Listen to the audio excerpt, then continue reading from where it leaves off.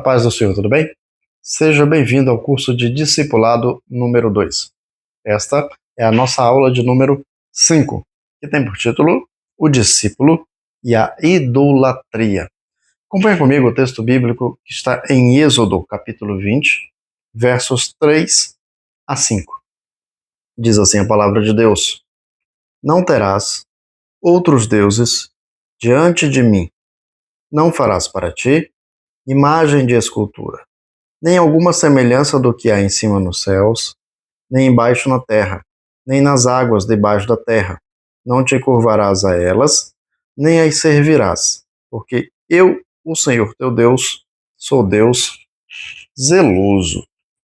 Falamos hoje então sobre idolatria. Num sentido mais amplo, idolatria pode indicar veneração ou adoração a qualquer objeto, pessoa, instituição ou ambição que tome o lugar de Deus ou que diminua a honra que lhe é devida.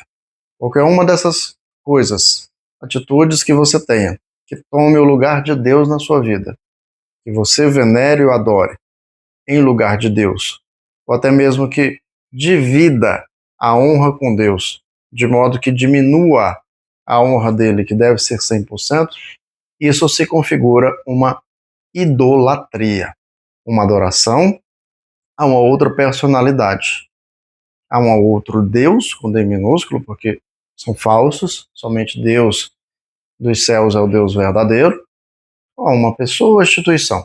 Tudo isso se configura idolatria. E esta é uma das práticas mais condenáveis de toda a Bíblia Sagrada.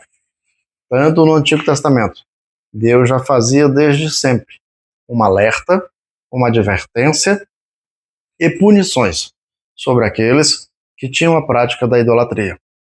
Não há nada que irrite mais a Deus do que a sua glória ser dividida. Deus ele é o Criador dos céus e da terra. Deus é o Criador de tudo que neles há. Deus é o autor das nossas vidas. Deus espera que Ele seja reconhecido, venerado e adorado. Quando o homem, ele, sabendo de tudo isso, deturpa tudo isso, dando uma adoração, um privilégio, uma honra a uma outra personalidade, ele ofende gravemente ao Deus dos céus. Na história bíblica, nós encontramos desde Gênesis isto acontecendo. Na verdade, o inimigo ele é o primeiro a praticar uma idolatria, uma espécie de idolatria, que é a autolatria, adoração a si mesmo. O inimigo achou que poderia ser maior do que Deus, e ele comete a primeira iniquidade do tipo idolatria da história do universo.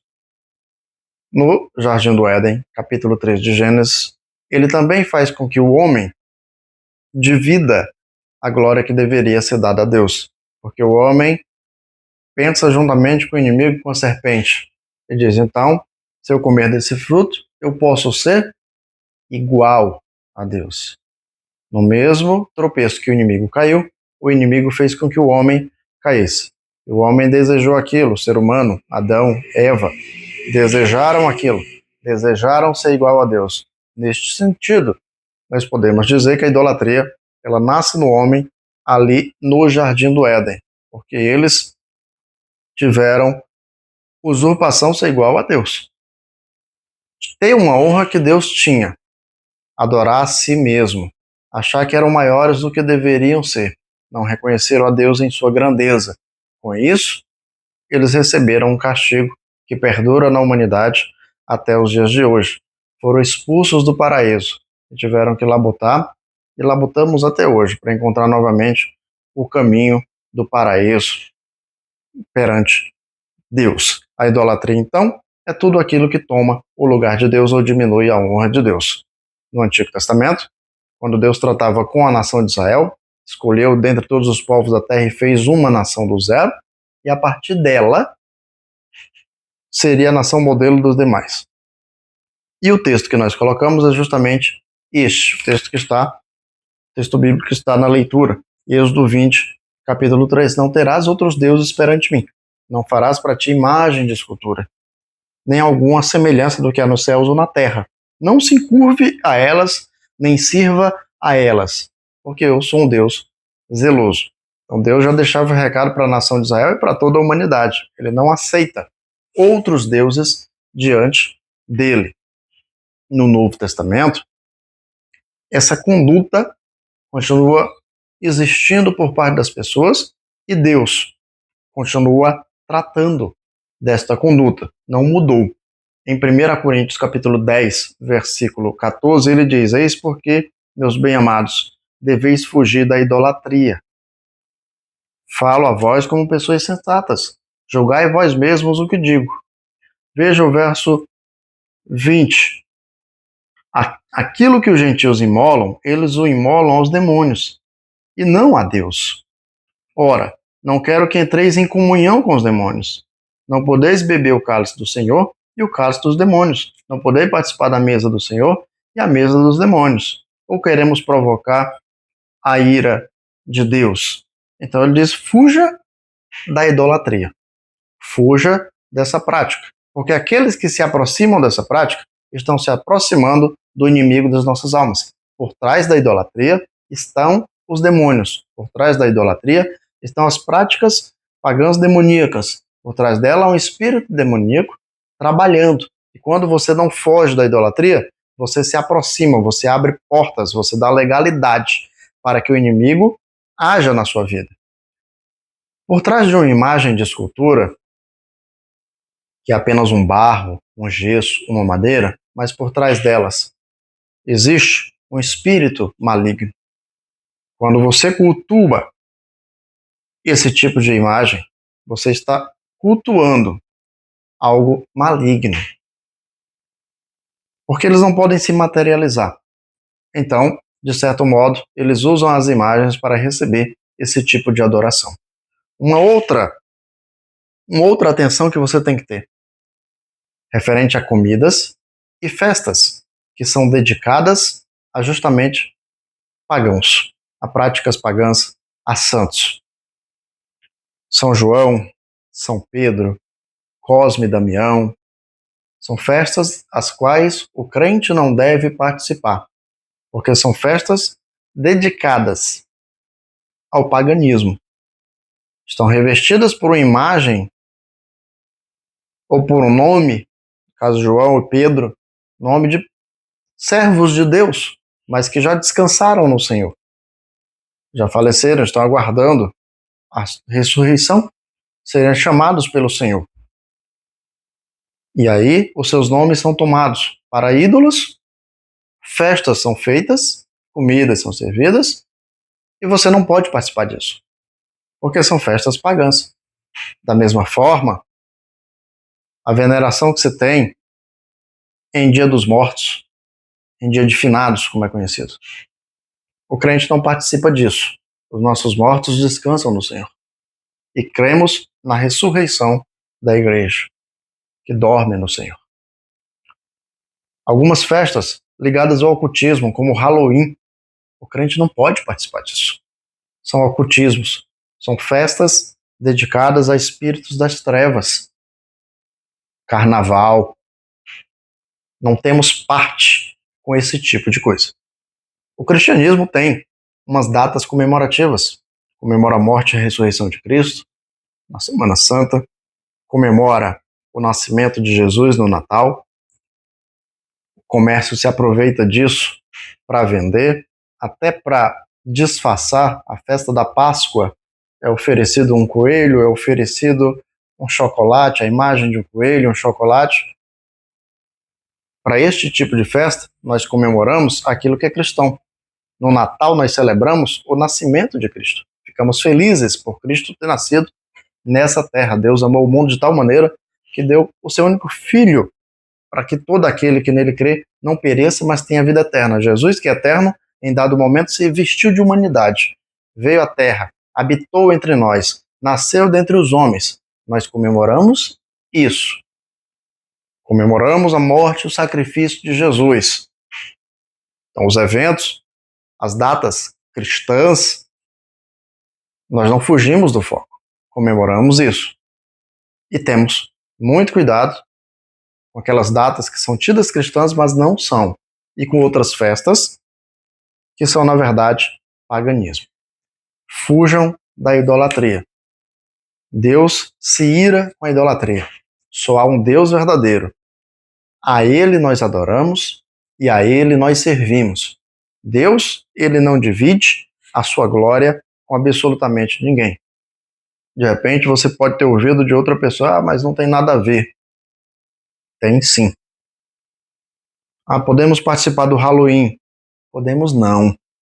Não devemos.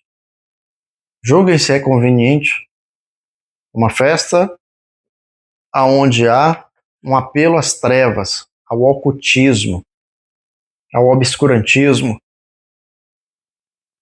Não há luz. Em Deus há luz. Não há sombra de variação. Em Deus tudo está às claras.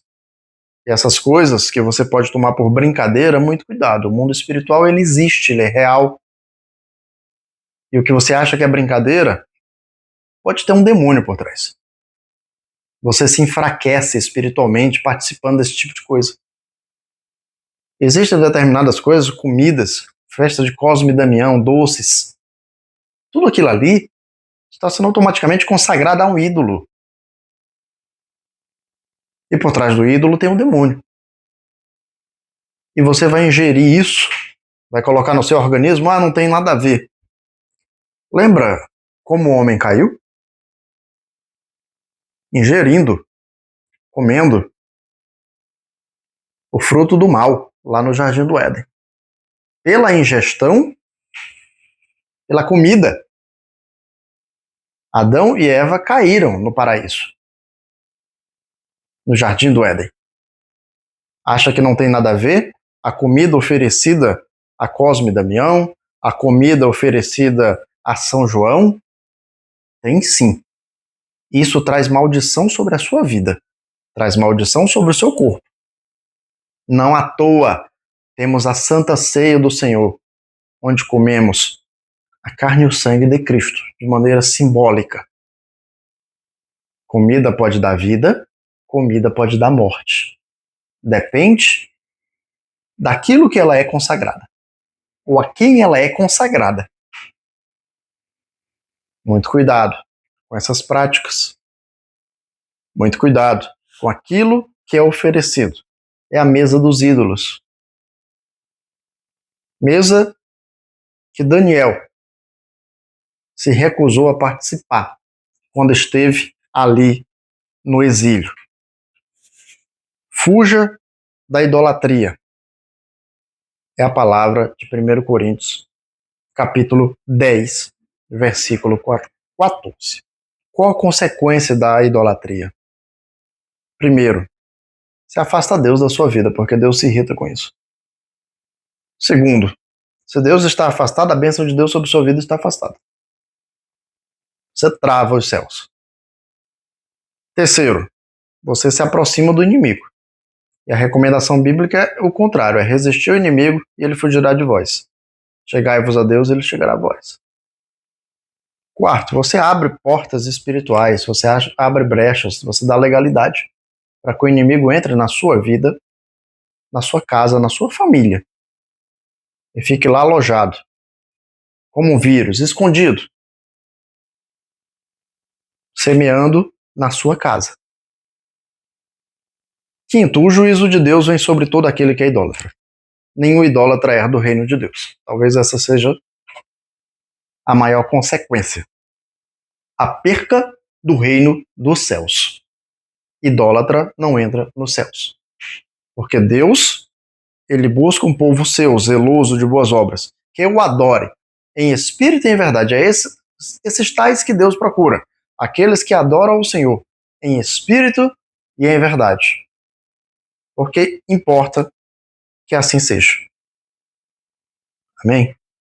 Que Deus abençoe a sua vida e a sua família.